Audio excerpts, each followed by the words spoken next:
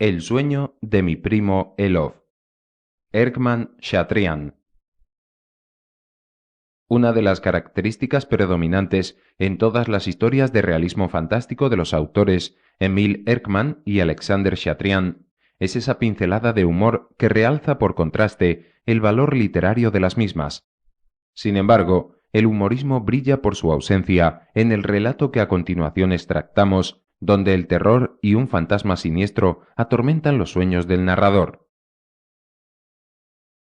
Mi primo Caspar Elof Imant pertenece a esa clase de personas de temperamento melancólico, lo que significa en otros términos que tiene el hígado grande, la cintura delgada, cabellos castaños casi negros, mirada viva, nariz larga y ligeramente ganchuda, mejillas secas, labios rojos, dientes blancos, mentón prominente y el espinazo flaco.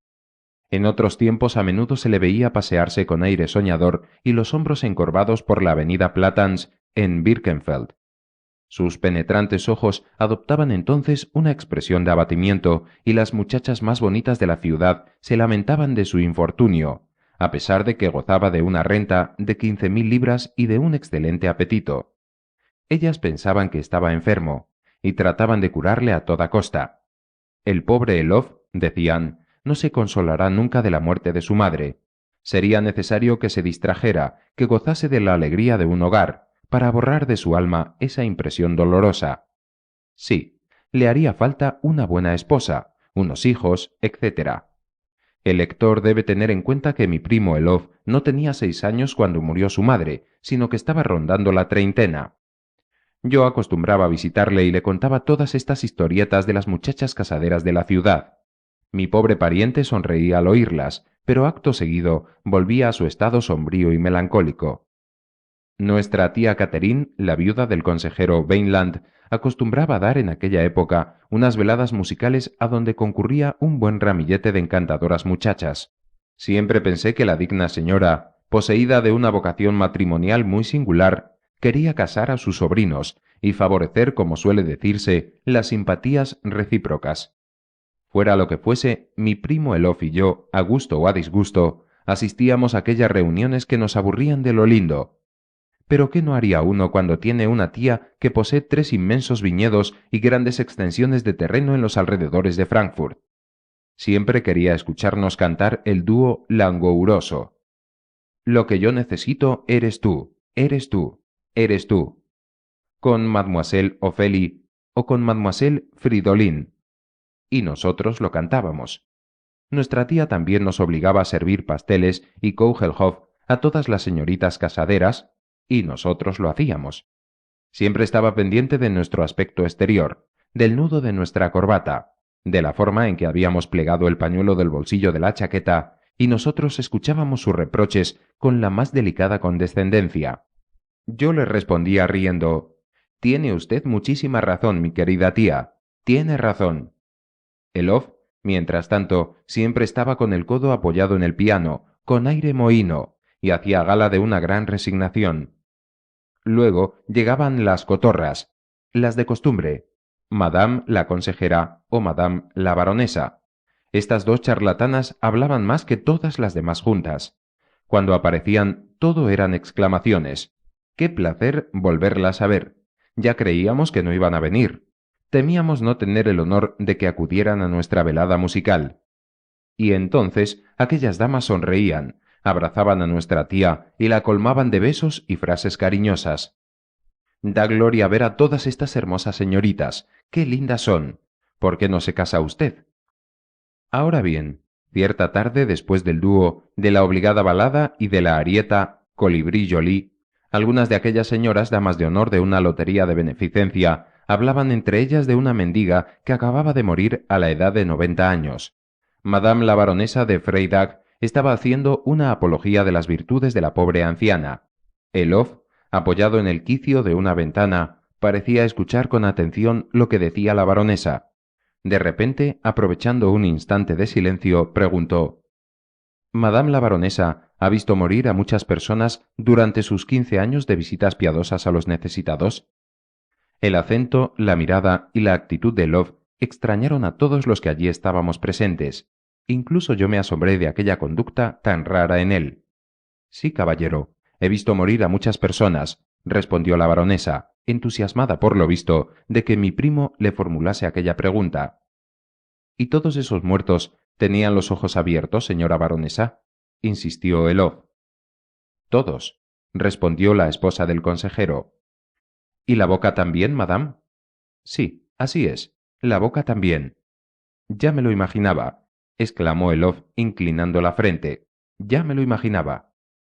Luego volvió a sumirse en su habitual arrobamiento.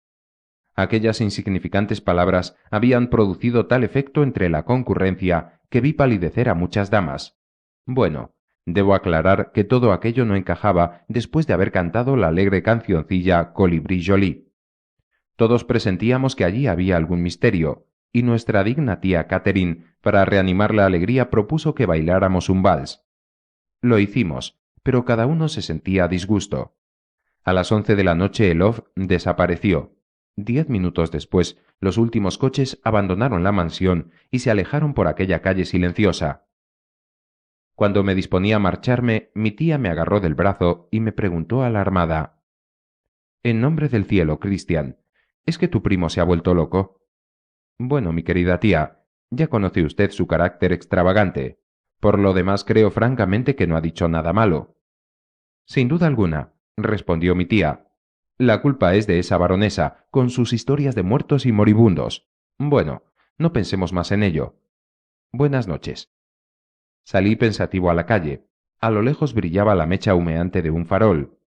No sé por qué, al llegar a mi casa en la calle Capuchins, sentía una especie de escalofrío. Antes de acostarme, miré debajo de la cama, cosa que nunca había hecho en mi vida. Tenía la impresión de que un peligro inminente me amenazaba.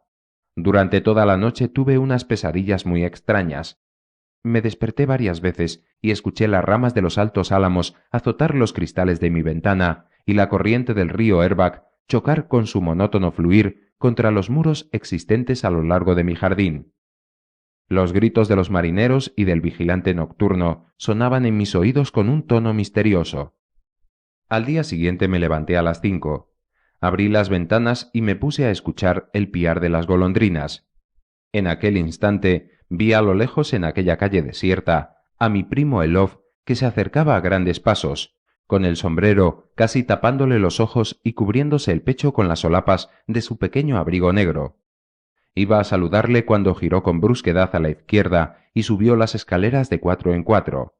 La puerta de mi habitación se abrió y mi extraño primo entró en ella sin asombrarse lo más mínimo de verme levantado a tan temprana hora. «Christian», me dijo sin ningún preámbulo, «como archivero que eres de Birkenfeld, debes tener los documentos judiciales de Hunsdruck, ¿no es así?» «Naturalmente. Pero siéntate». «Gracias. ¿A qué época se remontan esos documentos?» «A 150 años, al reinado de Jerry Peter el Tuerto».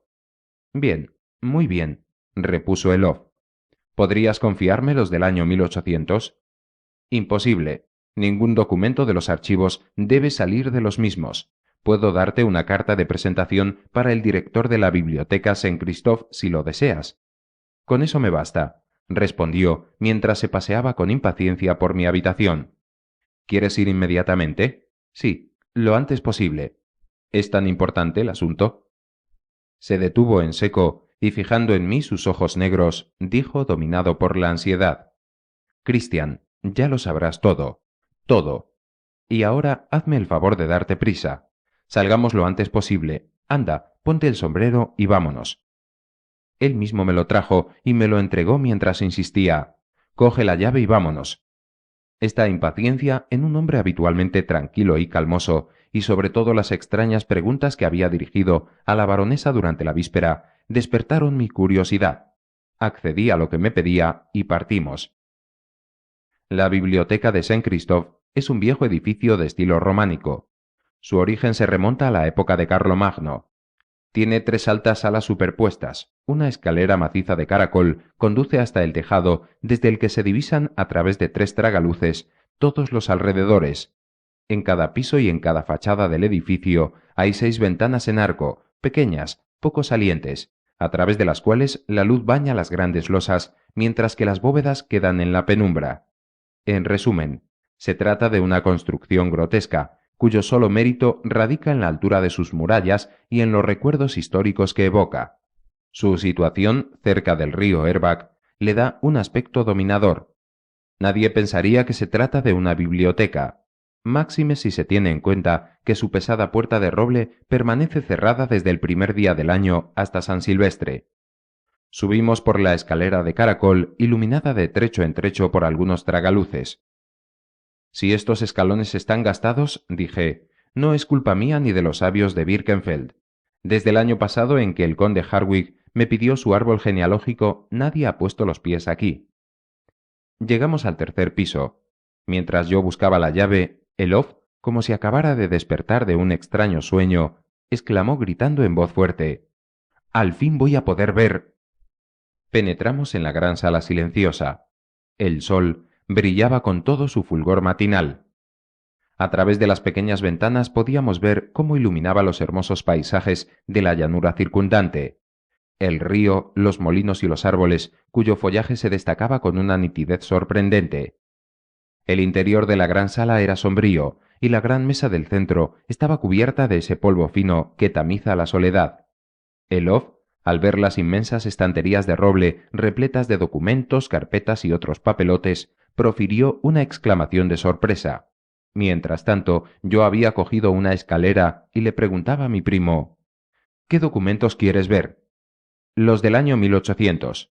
«Ah, esto se relaciona con el año octavo de la República, una e indivisible. Entonces formábamos parte del departamento del Sar». Me puse a subir por la escalerilla. Al cabo de 5 minutos volví a bajar, llevando un grueso volumen bajo el brazo. Nos sentamos en pequeños sillones de encina, sin tapizado ni cojín, a la moda del siglo pasado, y deposité el volumen sobre la mesa. Quien nos hubiera visto, inclinados sobre aquel librote, leer con avidez su contenido, nos habría tomado sin duda alguna por la aparición fantástica de Merlín y del pequeño hombrecillo de Lich, enfrascados en sus libros de conjuros. Yo leía los encabezamientos, y Elof, con los ojos brillantes y febriles, murmuraba de cuando en cuando, «Pasa la página, pásala, primo. No es nada de eso lo que estamos buscando». Ya habíamos leído los 2 primeros tercios del volumen, cuando al fin, contagiado por la impaciencia de Elof, leí lo siguiente. Extracto del registro del Tribunal Criminal del Departamento del Sar, año octavo, en nombre del pueblo francés. Visto por el Tribunal Criminal del Departamento del Sar, el acta de acusación, levantada el 9 del mes de Fructidor, año octavo, contra Philippe Gilger, a cuyo tenor... «Ah», exclamó Elof, «ya lo encontramos. Lee más alto, querido primo». Mi primo me miraba con tanta insistencia que me turbé. El sonido de mi propia voz, repetido como un eco por las bóvedas, me hacía sentir unos vagos temores. Proseguí leyendo. El juez del juzgado del distrito de Birkenfeld expone que el día 21 del mes de Ventose pasado, Mangel y Denier, gendarmes del departamento del Sar, residentes en Courcelles, portadores de la orden de arresto expedida el día 20 de Ventose pasado por el oficial de la Policía Judicial del cantón de Grumbach contra Philippe Gilger, nacido en Bisweiler, sospechoso de complicidad en robo y asesinato, condujeron a la prefectura de Birkenfeld a la susodicha persona y entregaron las pruebas pertinentes al oficial del juzgado. Quedado que ninguna de las 2 partes reclamantes se presentaron en el plazo de 2 días, el juez del juzgado ha procedido de oficio al examen de las pruebas relativas a las causas del arresto y de la detención del susodicho Gilger, resultando de dicho examen lo siguiente. Primero, que 6 personas, 4 de ellas de Hunsbach y las otras 2 de Schweinsteidt, cuando regresaban el día 27 del mes de Frimaire pasado de una feria que se había celebrado el día anterior en Birkenfeld, fueron asaltadas en el camino alrededor de las 9 de la mañana por 3 bandidos, entre los cuales se encontraba Gilger, que estos bandidos, pistola en mano, habían obligado a dichas personas a entregarles la suma de 95 florines. Segundo, que aquel mismo día un carnicero de Meisenheim, después de haber pasado la noche en la granja de Bickenhof y regresando igualmente de la feria de Birkenfeld, se vio atacado por los mismos bandidos, viéndose obligado a entregarles 200 y pico de florines. Luego seguía una larga lista de robos cometidos por Gilger y sus compinches. Elof escuchaba la lectura sin apenas emocionarse, lo que me hacía suponer que no era aquello lo que él andaba indagando. Al fin llegamos a la 26ª prueba de acusación. 26. El presidente del juzgado expone además que el día 13 de Pluviós pasado, 4 ladrones armados de fusiles, al frente de los cuales se encontraba Philippe Gilger, se introdujeron entre la 1 y las 2 de la noche en un molino cerca de Birkenfeld, penetrando por una ventana que habían forzado con la ayuda de una barra de hierro.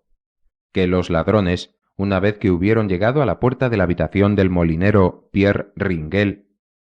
Al llegar aquí, Elof me interrumpió con un grito ronco. Levanté los ojos, su palidez me espantó. Sí, sí, dijo él con una sonrisa lúgubre en los labios. Eso es. Continúa, Christian, te lo ruego. Emocionado por las palabras de Elof, continué. Que una vez que hubieron llegado a la puerta de la habitación del molinero Pierre Ringel, que da al interior del molino, rompieron el pequeño cristal de la puerta e introduciendo los cañones de sus fusiles por la abertura, obligaron al molinero a que descorriera el cerrojo. Que habiendo entrado en la habitación, obligaron a Ringel a que les entregara todo su dinero, su reloj, su pipa, marcada con las iniciales PR. Que habiendo registrado todos los rincones de la casa sin encontrar el dinero que esperaban, no satisfechos con insultar al molinero con 1000 terribles imprecaciones, le ataron las manos con una mecha, que a continuación encendieron, y que cuando Ringel, desesperado por el terrible dolor de las quemaduras, trató de defenderse, le golpearon repetidas veces con la culata de sus fusiles, lanzándolo después por una ventana al foso del molino, donde su cadáver no pudo ser encontrado a pesar de todos los intentos, lo que hace suponer que fue arrastrado por la fuerza de la corriente. 27. Que el día 16 del mes de Ventous último, Philippe Gilger... Ya basta, me interrumpió Elof. Todas mis suposiciones quedan confirmadas, Christian. Vas a enterarte de unas cosas que te pondrán los pelos de punta. Pero veamos primero el desenlace de este drama, tal como está expuesto en el registro de Treves. Volví a pasar muchas hojas hasta que llegué al lugar en que se exponía la declaración del fiscal de Birkenfeld. Se la leí a mi primo, como también la orden de búsqueda del cuerpo del delito expedida el día 11 del mes de Fructidor. Finalmente, le leí la declaración unánime del juzgado especial sobre las innumerables preguntas del acta de acusación. Luego, como consecuencia de esta declaración, la sentencia. El tribunal del departamento del Sar, después de haber oído las conclusiones del fiscal del Estado y las declaraciones del acusado y de su abogado defensor, y habiendo deliberado sobre el caso, condena a Philippe Gilger a la pena de muerte, de acuerdo con las leyes vigentes, etc. Asimismo le condena a pagar los gastos del proceso, etc. Hecho, pronunciado e interpretado en la audiencia pública del Tribunal de Treves el día 29 del mes de Brumaire, año 9 de la República Francesa, una e indivisible, a las 6 de la mañana. Firmado Büchel, presidente, Bauter, Vollbach, Erzerhort y Werner, jueces del tribunal que han firmado todos la presente sentencia. Una copia de la misma se adjunta al atestado. Firmado Büchel, presidente, y Werner, jefe de archivos judiciales. ¡Qué desgracia!, exclamó Elof. ¡Qué desgracia! Aquel hombre era inocente. ¿Inocente? ¿Cómo lo sabes tú? Lo sé. No importa cómo, pero estoy seguro de ello. Elof se puso a pasear por la sala con la mirada extraviada mientras su amarillento rostro se tornaba verdoso. He aquí lo que me obsesiona desde hace 25 años, contestó mi primo. He aquí lo que me ha vuelto melancólico, sombrío, taciturno.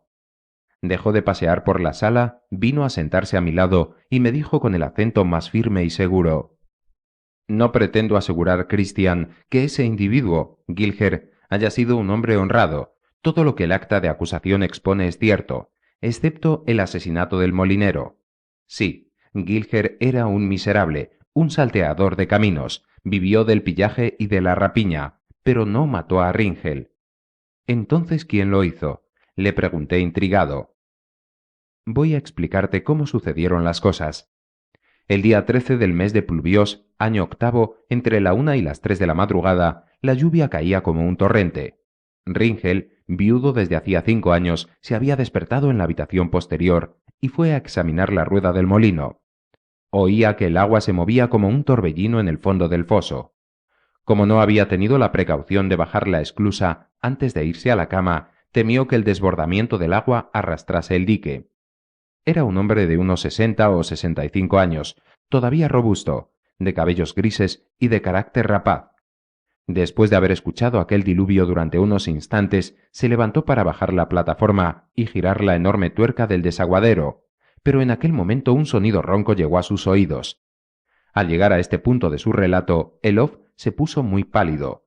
Sus ojos brillaron, inclinó ligeramente la cabeza y, lo confieso con sinceridad, sentí miedo. Oyó un sonido ronco, prosiguió mi primo Elof, dando un profundo suspiro.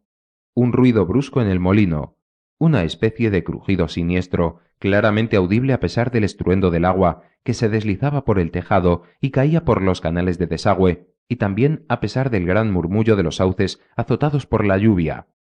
Entonces Ringel entreabrió la puerta que daba al molino, miró unos segundos y vio sobre el fondo grisáceo de un tragaluz a la izquierda muchas cabezas negras al acecho.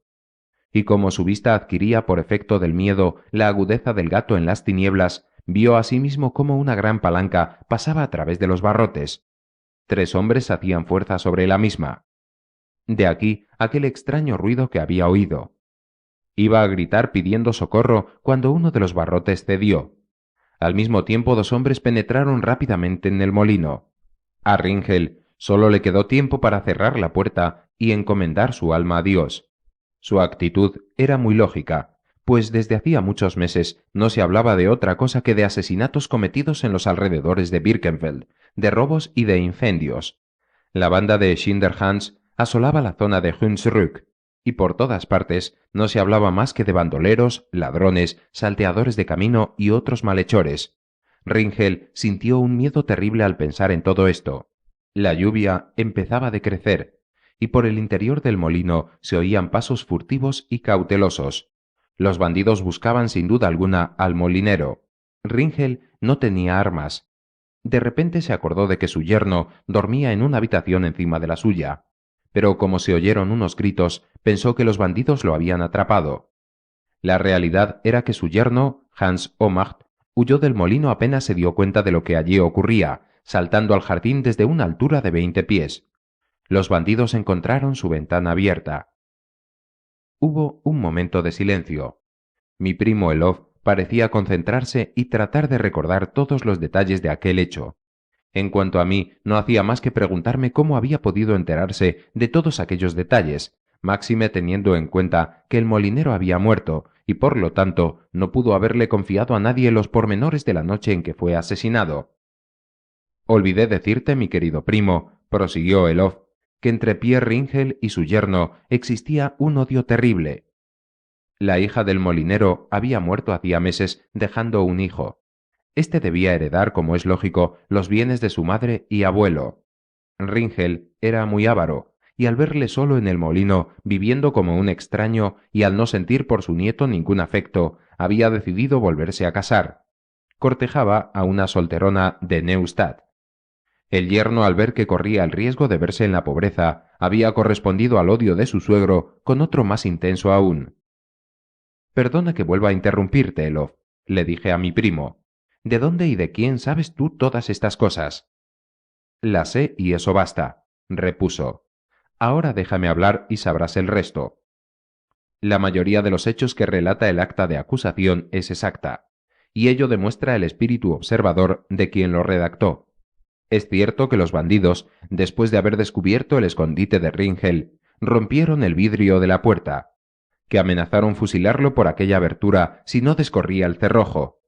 También es cierto que Ringel no pudo evitar aquellos fusiles cruzados hacia los 2 ángulos de la habitación y acabó por ceder ante las amenazas de muerte de aquellos desalmados. Abrió la puerta y fue maltratado de una forma horrible. Después de haberle despojado de todas sus ropas, hasta la camisa, sin haber podido conseguir la suma de dinero que suponían, y con razón, que estaba escondida en algún lugar del molino, los malhechores le ataron las manos con una mecha y trataron de quemarle para arrancarle el secreto, pues suponían que Ringel no podría soportar el dolor de las quemaduras y confesaría tarde o temprano. Pero el molinero era un hombre muy avaro y habría dejado que le arrancasen la vida antes que confesar el lugar de su escondite. Entonces, en un momento de descuido de los bandidos, Ringel logró soltarse de sus ligaduras y se precipitó por un tragaluz a la balsa del molino. En aquel momento eran las 4 de la madrugada. La lluvia había cesado de caer. El molinero logró salir a la superficie, y como nadaba muy bien, se dejó arrastrar por la corriente del río, cuyas aguas, aumentadas por la enorme cantidad de lluvia caída, se precipitaban con rapidez hacia su desembocadura en el Rin. A Ringel le hubiera sido muy fácil nadar hasta la orilla y saltar a tierra, pero como temía que existieran más bandidos, decidió dejarse llevar más abajo por la corriente hasta un lugar pantanoso cubierto de cañaverales, pues estaba convencido de que allí no habría ninguno de aquellos desalmados. En efecto, al cabo de 20 minutos se sintió agotado y helado hasta el tuétano de sus huesos. Hizo un esfuerzo y se dirigió a la orilla. En aquel momento, la luna, hasta entonces cubierta por las nubes, extendió sobre la campiña sus límpidos rayos. El molinero, casi asfixiado, divisó a 15 pasos de él un hombre de pie sobre un bote. Lo reconoció en el acto. Era su yerno. Hans, dijo, soy yo, tiéndeme el remo. Pero Hans, sin responderle, levantó el remo. Ringel comprendió. Lanzó un grito de desesperación y de indignación. El remo cayó sobre su cabeza. Desapareció en el agua. Sin embargo, la fortaleza física del anciano era tal que después de unos segundos de aturdimiento logró subir otra vez a la superficie. Un segundo golpe de remo lo mató. He aquí, Christian, cómo se desarrollaron los hechos. Por esto el bandido Gilger fue guillotinado en Treves, mientras que el yerno, Hans Omacht, hoy es el dueño del molino y goza de una reputación de hombre honrado.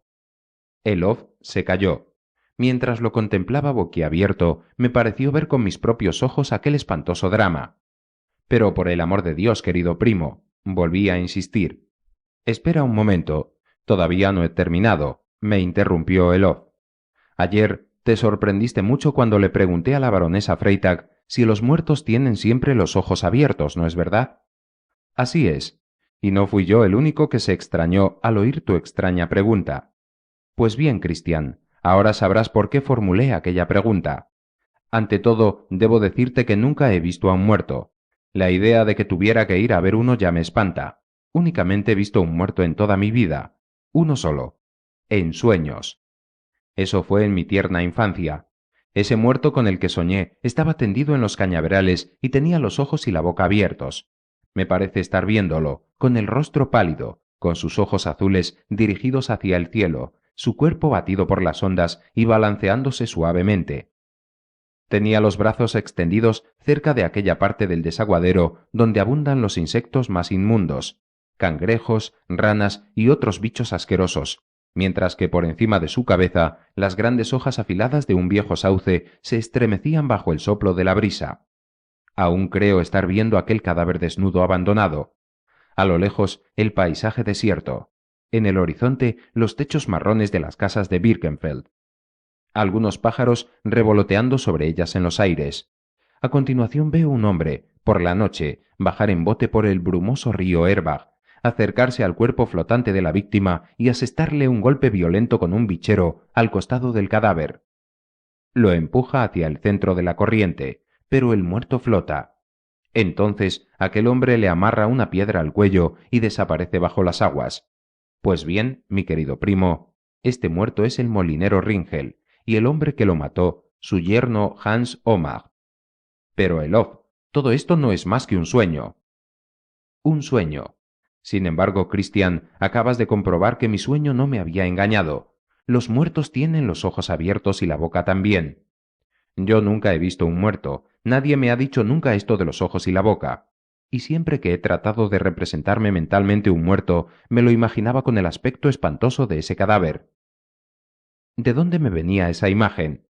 ¿Era un recuerdo? No, En la época en que se desarrollaron estos hechos, yo aún no había nacido. ¿Acaso era una de esas visiones magnéticas de las que la gente se preocupa desde hace mucho tiempo, casi un siglo, sin lograr definirlas? ¿Acaso se trataba de ese fluido vital que se llama alma, voluntad, soplo, y que se transmite de un cuerpo a otro? ¿Qué puedo saber de todo esto? Lo que sé es que este hecho desde mi más tierna infancia no cesa de preocuparme. Y aún te diré más, algo mucho más significativo, una cosa increíble, absurda, y sin embargo cierta. Sí, te lo contaré todo, te lo había prometido. Hace unos días, cuando pasaba por la orilla del Erbach, seguía dudando de mis impresiones, y me trataba a mí mismo de visionario. De repente, a pesar de mi repugnancia instintiva casi invencible, me dirigí al molino. Entré en él pensando que a la vista de su interior desaparecerían todas estas cosas que llevo en la mente desde mi infancia. Pues bien, imagínate la sorpresa que me llevé cuando vi que todas las cosas eran tal como me las había imaginado.